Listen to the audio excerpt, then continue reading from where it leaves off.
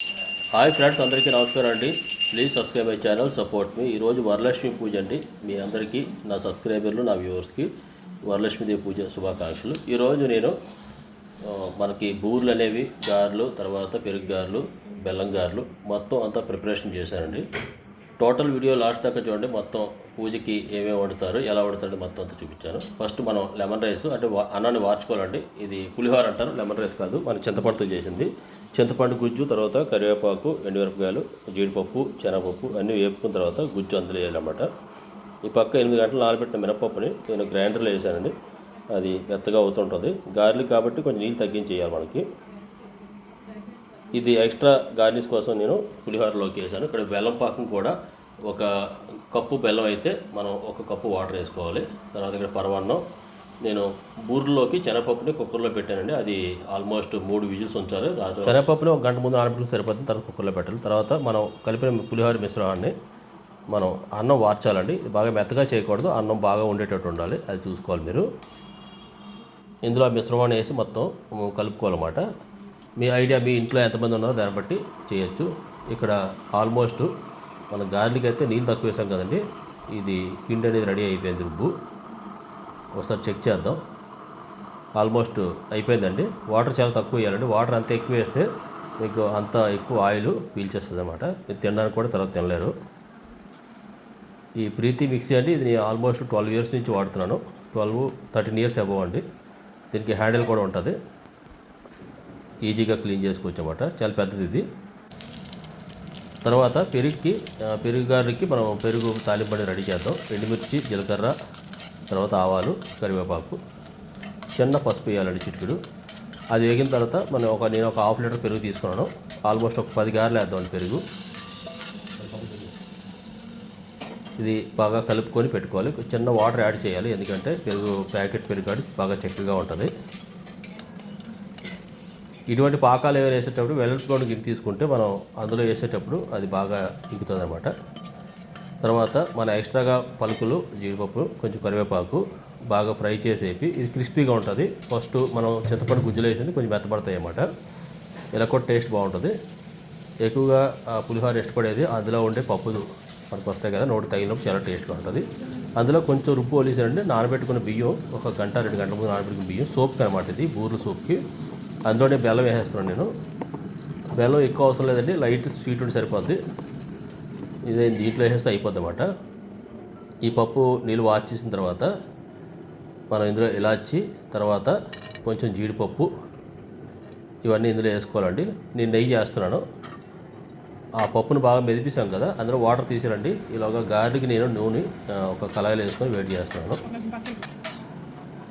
కొంచెం జీడిపప్పుని పరమాన్నంలో వేసాను. తర్వాత మనం శనగపప్పు పేస్ట్ ఉంది కదండి, వాటర్ తీసిన తర్వాత దీన్ని ఇందులో వేసుకొని ఇది టైట్గా ఉండలవ్వాలంటే బెల్లం వేసిన తర్వాత వాటర్ అయిపోతుంది. ఇది కొంచెం లిక్విడ్ ఫామ్లో వస్తుంది. ఇంకొంచెం వాటర్ అంతా మనం ఎగిర్చేయాలి ఫ్రై ప్యాన్లో వేసి. చూసారు కదా, వాటర్లో అయిపోయింది. మన వాటర్ వేసుకుని వాటర్లో అయిపోద్ది. కొంచెం దగ్గర చేసిన తర్వాత ఇది ఫ్యాన్ కింద పెట్టేయాలండి. ఫ్యాన్ కింద పెట్టేస్తే గట్టిగా అయిపోద్ది మన హల్వా టైప్లోని. దాన్ని చిన్న చిన్న ఉండల కింద చుట్టుకోవాలి.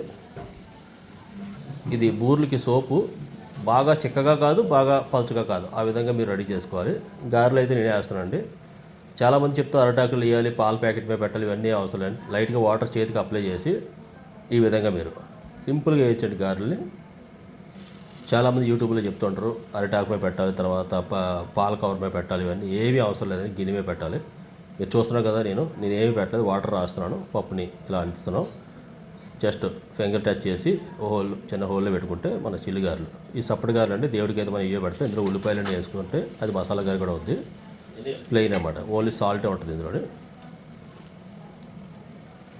నూనె బాగా కాగిన తర్వాత వేయాలి. నేను మీడియం ఫ్లేమ్లో పెట్టినప్పుడు నేను ఇవే గారెల్ని 3 రకాలుగా మన బెల్లం గారెలు, పెరుగు గారెలు, సప్పటి గారెలు ఇలా తయారు చేస్తాను. తర్వాత బూర్లు ప్రాసెస్ అని చూపిస్తాను.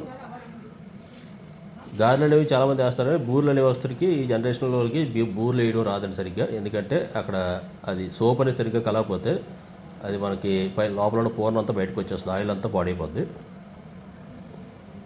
ఈ బూర్లు వేయడం అనేది నేను మా అమ్మగారి దగ్గర నేర్చుకున్నాను.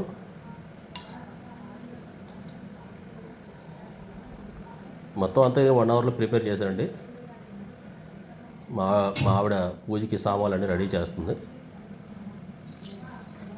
ఇప్పుడు నెక్స్ట్ వేసిన దాన్ని నేను బెల్లం గారెలోకి షిఫ్ట్ చేస్తాను అనమాట. సైజ్ అనేది మీ ఇష్టం అండి, పెద్దవి కావాలో చిన్నవి కావాలని. ఆల్మోస్ట్ ఇవి ఫ్రై అయ్యి బ్రౌన్ షేడ్లో వస్తే సరిపోతుందండి. దీన్ని నేను బెల్లం పాకు ముందే చెప్పాను కదా, ఒక కప్పు వాటర్ వేసుకున్నామని దీంట్లో వేసి ఒక పావు గంట అరగంట ఉంచేయండి. బెల్లం పాకం చల్లగా ఉండాలి. తర్వాత ఇవి గారెలు వేడిగా వేయాలన్నమాట. ఇది ప్యాన్ కింద పెట్టిన తర్వాత ఈ విధంగా గట్టిపడింది మన బూర్లు పూర్ణం అనేది.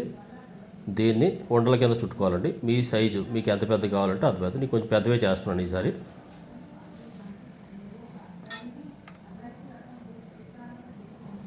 ఈ విధంగా ఇందులో నేను జీడిపప్పు అది వేసాను కాబట్టి ఇలాచీ పౌడర్ మంచి ఫ్లేవర్ కూడా ఉంటుంది. ఈ విధంగా దేవుడికి నైవేద్యం కింద మనం ఇలాగా పెట్టుకుంటున్నామండి. ఒక 6 వేసి అన్ని ప్లేట్లో వేసి ఫస్ట్ ఏదైనా సరే చేసిన తర్వాత దేవుడికి తీసేయాలి ఫస్ట్.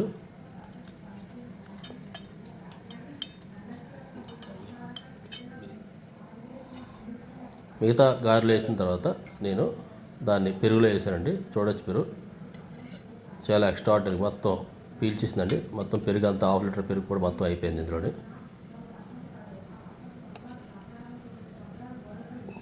ఈ పెరుగు గారెలు అనేవి మన ఆంధ్రాలో బాగా ఫేమస్ అండి.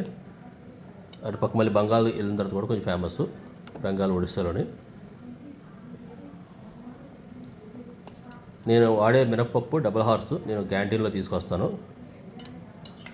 చాలా పప్పు ఉలవవుతుంది అనమాట.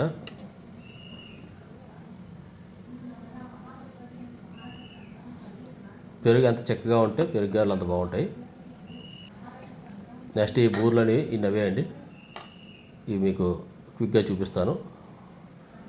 మనం ఒకసారి అన్ని సోపులు వేయకుండా మనం ఎన్ని ఒక వాయికి వేయాలనుకుంటా అన్నీ వేసుకోవాలండి సోప్లోని.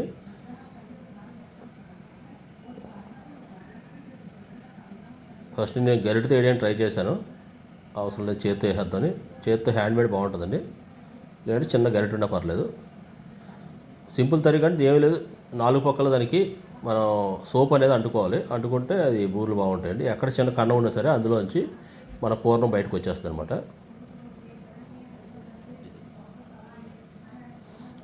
దీనికి 1:2 అండి.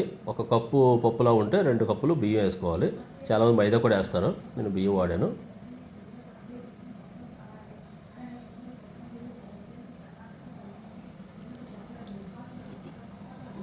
మనం వేస్తున్నప్పుడు షేప్ కొంచెం కనపడుతుంది అటు బాగోలేదని, కానీ ఉడికిన తర్వాత అది రౌండ్ షేప్లోకి వచ్చేస్తాయండి. చూసారు కదా, ఈ విధంగా వచ్చేస్తాయి అన్నమాట.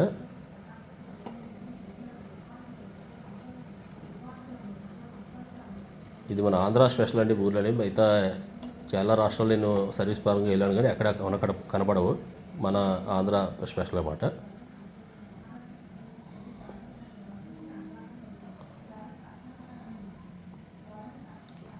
మీరు మీ ఇంట్లో ఎలా సెలబ్రేషన్ చేస్తారో, ఏం పిండి వంటకాలు వండారో ప్లీజ్ కామెంట్ చేయండి. మీ ఫ్రెండ్స్కి కూడా వీడియో షేర్ చేయండి, వీడియో కన్నా వస్తే. ఇప్పుడు మొత్తం అయిపోయిన తర్వాత నేను ప్లేటింగ్ అనేది చేస్తాను.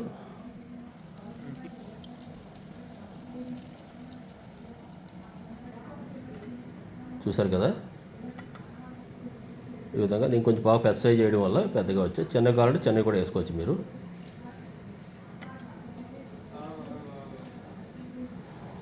అన్నీ 6 వేసి పెడదామండి, ప్లేట్లో 6, 7 పెడదాం. ఈ బూర్లు అయిపోయాయి కదా, ఇప్పుడు ప్లెయిన్ గారెలు అనమాట. ఈ ప్లెయిన్ గారెలు తర్వాత పాకం గారెలు, బెల్లం పాకం చాలా బాగుంటాయండి ఇవి. తర్వాత పెరుగు గారెలు. ఇది మొత్తం చేయడానికి నాకు 1 అవర్ పట్టిందండి. మీరు ఎలా ఇంట్లో సెలబ్రేట్ చేశారు ప్లీజ్ కింద కామెంట్ చేయండి. ఈ వీడియో కానీ నచ్చితే మీ ఫ్రెండ్స్కి అందరికీ షేర్ చేయండి. ఇటువంటి మోర్ ఇంట్రెస్టింగ్ వీడియోస్ కోసం please subscribe my channel, support me. Thank you.